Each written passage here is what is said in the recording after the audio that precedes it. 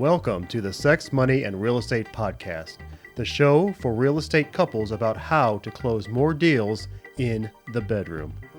My name is Bill Jameson. And I'm Nancy Jameson. And each week we deep dive into juicy, intentional, sexy conversations, sharing with you what it takes to create balance in your intimate relationships and your real estate business. Thank you so much for being here. Shall we begin? Hello, Jam Fam. Hey, baby. And hello to you, baby. How are you? I am doing well. I was Awesome. Sitting around here having some fun with you today. Mm-hmm. Appreciate the listing appointment and the buyer appointment. the buyer appointment. Yeah. And working out this morning. Yes. And the boys working out this morning. And my magic is similar to some earlier magic I shared last week. Or the week before. About going on vacation. Mm-hmm. I love being on vacation.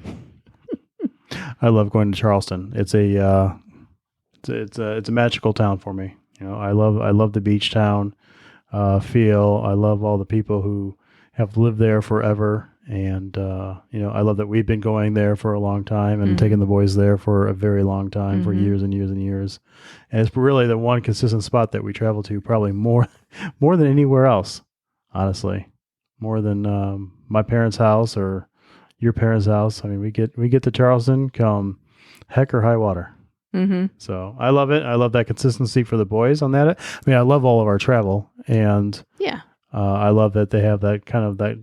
I'm going to call it like a grounding spot where I know that years from now that anytime they go back there or to a beach of some kind, that they'll think about. I know that they'll think about the family. Mm-hmm.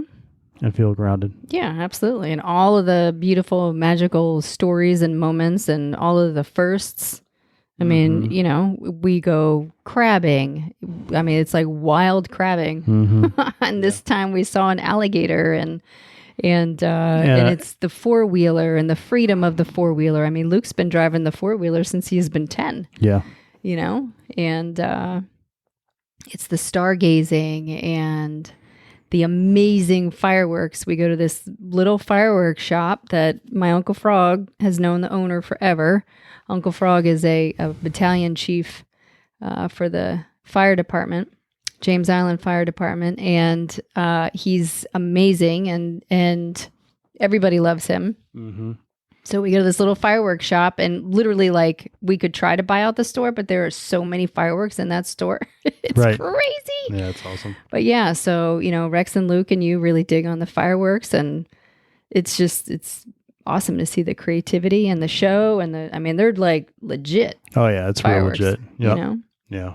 And then of course the family come over and hang out, and it's beautiful. And our runs are so easy because it's flat. So flat there. Oh my gosh, it's so flat. It's like 105 degrees. It is with 110% humidity, but yet the runs are fantastic because it's all flat, baby. Yeah. Mm-hmm. So that's my magic, and it sounds like maybe your magic too. Oh, absolutely. Absolutely. Yes, for sure. And, we've been talking about it for years, about buying property there or buying an Airbnb and doing all those things. So we're closer than ever. Mm-hmm. We're closer than ever.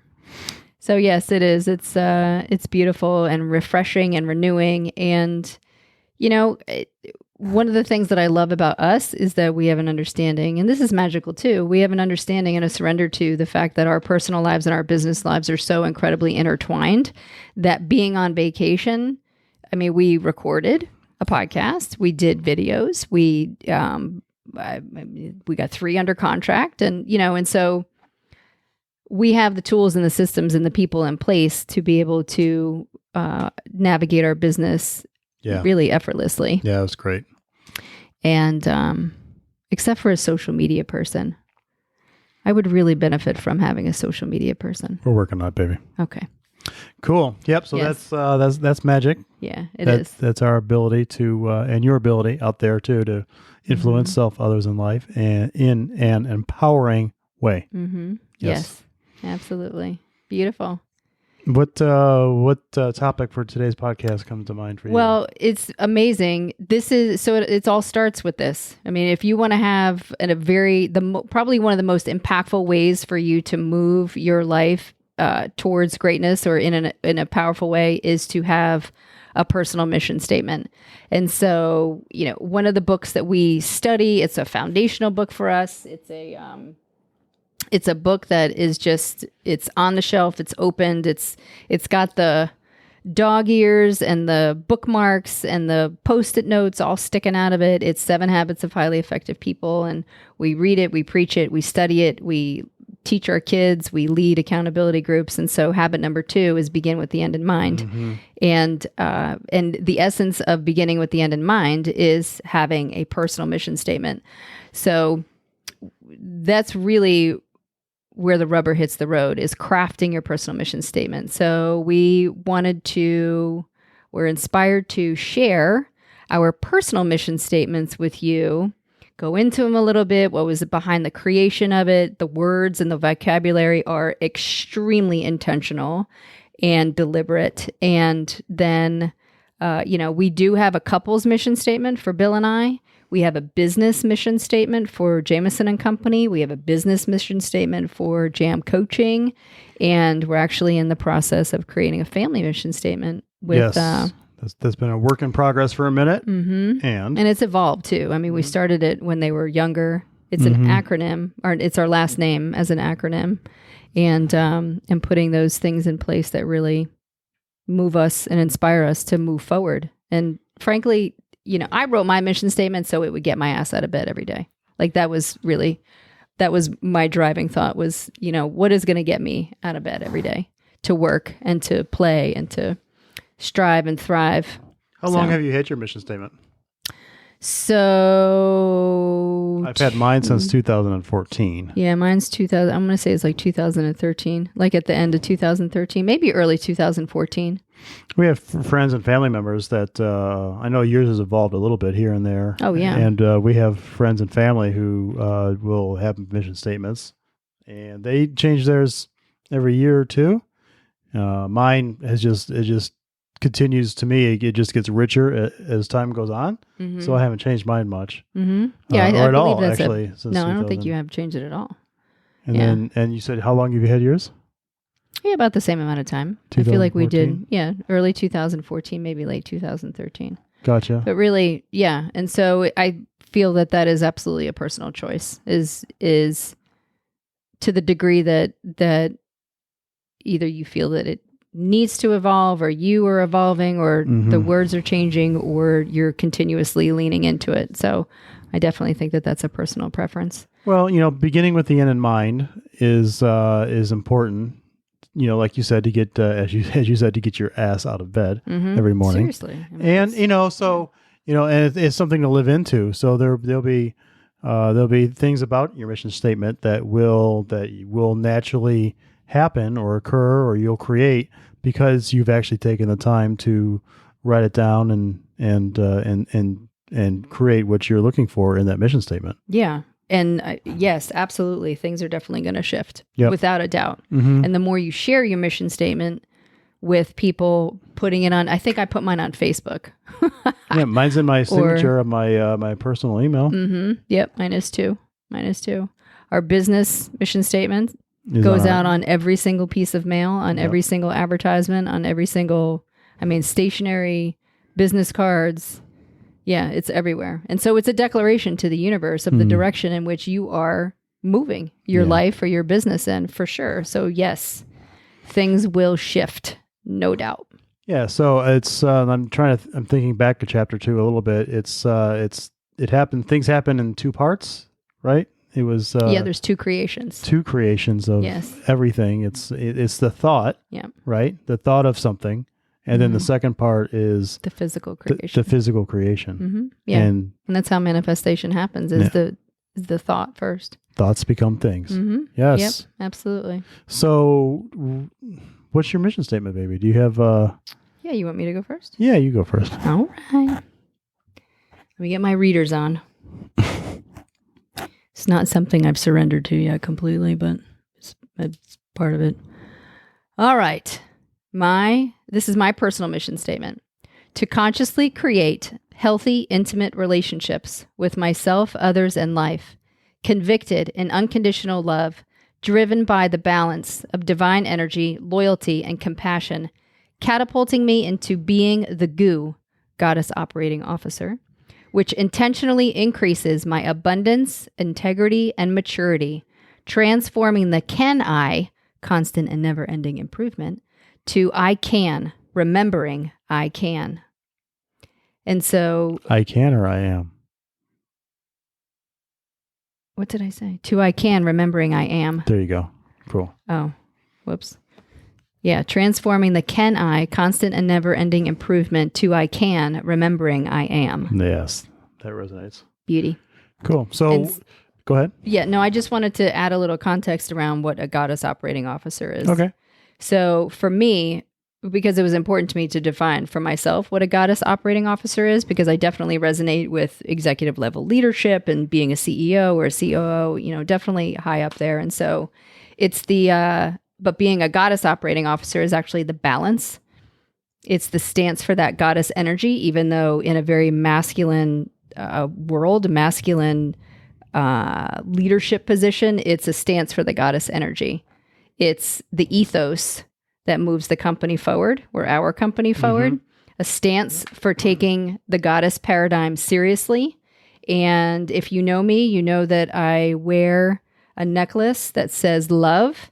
And so for me, it is a stance for love. Ooh, did you hear that thunder? That was awesome. Yeah, it was awesome. That was wow. 100% confirmation Yeah, right. of me being a stance for love. Woo! I take a stance for love. Boom, baby. That was great. That's great. Awesome. Yeah. So it's definitely a turned on woman. I mean, we utilize the sexual energy to move our business, move our relationship, move everything. And so all of that stands as a definition of a goddess operating officer. So yeah. So it's definitely, I feel like it's a very powerful mission statement. It's a very big mission statement. This is an evolution for me that's happened over the last 7 years. This is probably the 7th iteration. So as I have lived into, leaned into, cried, yelled, screamed about the denial around breaking through some of these things, the mission statement has evolved as I've evolved. So this is very personal to me. Again, it's very intentional. And I predicated the whole mission statement on my values. And first and foremost, it's on the principle to consciously create, and which is that we believe in the possibility of creation and the possibility and the limitlessness of us to create. So that's why consciously create is in there. And my values are my intimate relationships with myself, others, in life, unconditional love. Drive is in there intentionally because I love to drive. Like, I love to drive business. I love to drive my car. I love to, drive us and our household forward. And, I'm a very driven person. I'm definitely a high achiever. So being driven is in there. Love is definitely one of my top values. Integrity is a top 5 value. Goddess is a top 5 value. So, as we craft the mission statement, there's an intentional strategy behind the workmanship that goes into the language and the flow of the mission statement. And my top values are in my mission statement. So let me ask you a quick question about that. 'Cause for me, mine changes. The meanings, some of the meanings and stuff change a lot, or something will resonate. When I go through it from time to time, one thing will resonate more than another. So, as you recited that today, what stood out to you?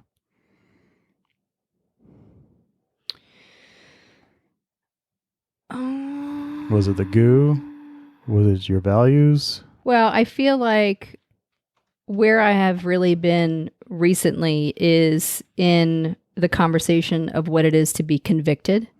So it's convicted to my passions, my purpose. It's convicted to our businesses. It's conviction in releasing the attachment to what other people think about me personally or about what we're doing. And, we've had some commentary around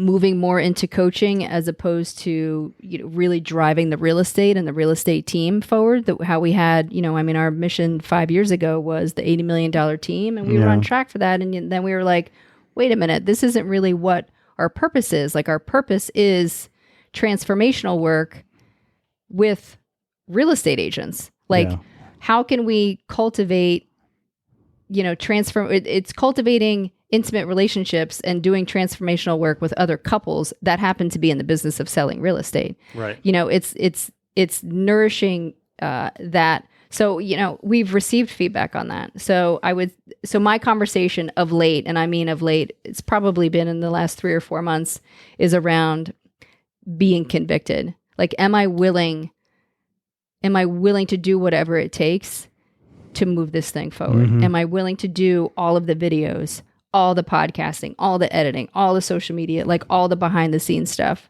Right. Am I willing to have tough conversations with you, tough conversations with myself, tough conversations with, for the purpose of fulfilling my purpose? And my purpose is to be a transformational coach. Yeah, that's beautiful. And it's been really tricky. So, well, there's one thing I know about you is that you are very convicted, for sure, and anybody that meets you would say the same. So, high achiever, convicted, definitely a driver. So all that definitely resonates. And I would venture to say that a lot of what you do and who you are is has really come from having that mission statement for the last 6 years. That's awesome. Absolutely. It's very powerful. It's definitely a tool that I lean into in times of doubt or fear or breakdown or the monkey mind or whatever it is that you want to call it, for sure. Because it reminds me that I was like, oh yeah, look at me. I'm that powerful. I put that into words. Oh wait, yeah, that was me that just shifted that word. Yeah, and that's the thing. I mean, that's I say a lot to a lot of my coaching clients that just acknowledging whatever it is, that what you're looking to evolve or create or get out of denial of, it puts everything into process. Gets the gears turning immediately. You say something out loud and write it down, and the gears start to turn. It's how the brain works. It's just biology, right? At that point. So cool. So my mission statement I've had also since 2014, and I don't know if I've really evolved one single word in it since then. So neat. Which is cool. And again, just always get a little something different out of it as it hangs out. So, and it goes like this. To transcend from the ordinary to extraordinary standards at the level of unconscious competency in the realm of mastery, humility, and connected love, surrendering the I know for we flow, balancing verbal and nonverbal empathic communication by being a servant leader and a sagacious follower, modeling peace, openness, and abundance while being a space for detoxing the ego and a source for receiving the intoxicating spirit. What do you think about that? I think that's chock full also. Yeah, it was totally chock full. The extraordinary standards. I mean, to transcend from the ordinary to extraordinary, just that phrase in itself is amazing. And then to put the word standards after it and have extraordinary standards. And what I love about that is that, there's so much of, my life and our life that we have actually written standards around with our business and ourselves, and it's I don't know, just it's amazing. So much of this has already come into play, and I would say, like, even just from that first line, I mean, it's if you're gonna measure it, I mean, I'm 10 for 10 on that, and it's amazing, and I love that it's like a space holder for me as like a constant reminder. And the thing is about having a mission statement for me is like it's like a North Star. if I find myself that I'm, I might be in kind of a loop, or, not feeling that great about myself or others someday, or just trying to, dig out of a hole a little bit. It is a great place to go to. Or when you and I are, if we're not getting along so well on a particular day, it's a great place for me to go to and detox my own spirit and receive the intoxicating. yeah. Yeah. Detox my ego and surrender to my own intoxicating spirit, and come back feeling a little more lively and a little more in tune and a little more centered. So I love that about it. I love that it talks about flow and balancing verbal and nonverbal empathic communication. It definitely is, I consider myself a space holder, and that empathic communication comes in to play a lot with, how I hold people not only accountable, to who they are and what they're playing for, but just, so as for them to get out of their own way. And I'm, empathically, it's right in line. Being a servant leader and a sagacious follower, if you're going to lead, for me, if you're going to lead, you gotta listen, and I think that's a big part of being a servant leader and a sagacious follower, just being wise and being with some people that may know more than I do, and surrendering to that, a sagacious follower. So modeling peace and openness and abundance. Yes, definitely. I feel like that's who I'm being. So it's a great mission statement. I love it. And at this point, I wouldn't change a word. Is there a part where you're resonating with higher and than others? Same question. From like going through it right now.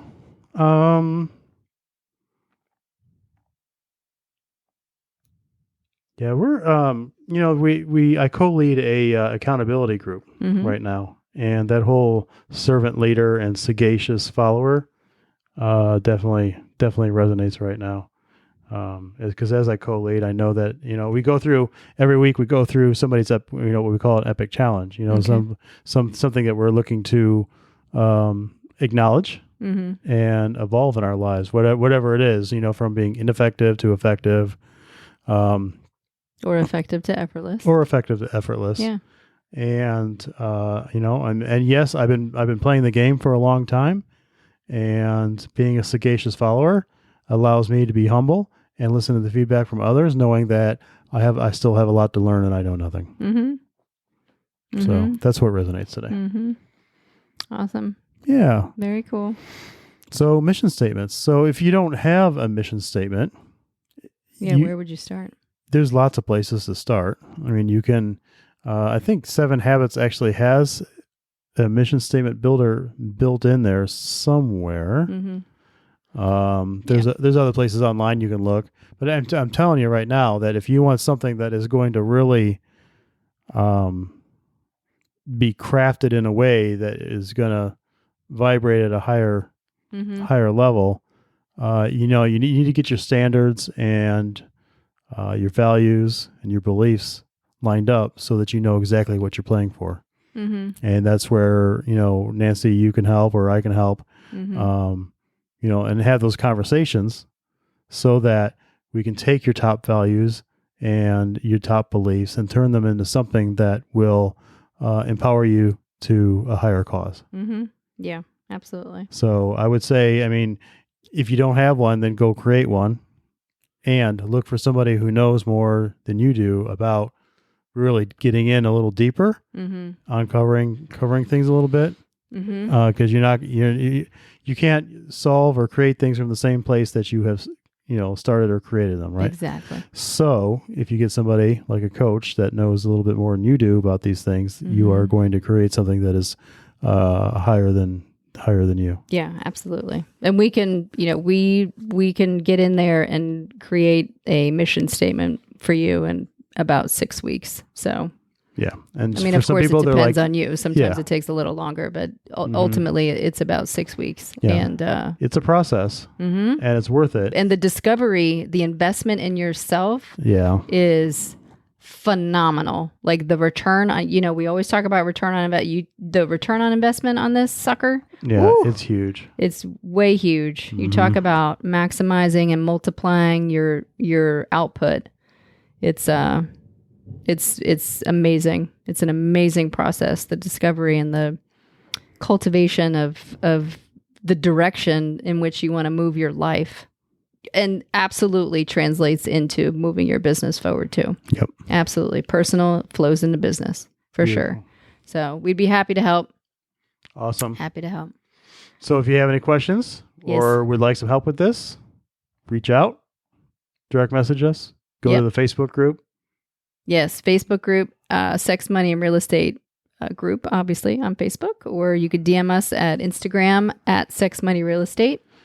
Don't we have a similar email address as well? Yes, dear. It's sexmoneyrealestate@gmail.com. We're so well branded. It's know. fantastic. Our branding is amazing. Yep. So yeah, reach out. Let us know we would love to hear if you have a mission statement, what it is, and maybe a little bit about how it came to be or was derived.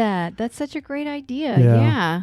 Go to the Facebook group and share it with us, or share it with us online with the on Instagram. That would be great. Yeah, we'll share ours. We'll share ours a little bit later too, and put it up. I love that idea. It's awesome. So cool. Very awesome. Cool. Thank you so much. I love the conversation. Yes. I appreciate you a lot. Have a blessed day. Thank you. I love you. I love you too. Bye for now. Bye.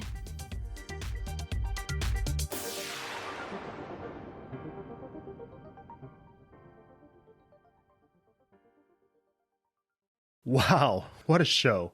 Thank you so much for listening. And if you're inspired, we ask that you share the podcast with one person and subscribe and follow the show. I'm Bill Jameson. And I'm Nancy Jameson. And remember, it's a great life. Quick note about the Sex, Money, and Real Estate podcast. We are not doctors or licensed therapists. We are a joyous, abundant, and mature couple passionately sharing our story of growth around sex, money, and real estate. Our thoughts, opinions, and beliefs are our own, so please consult your doctor, healthcare provider, or your broker regarding any questions or issues you have related to your physical or mental health or specific state laws regarding your real estate business.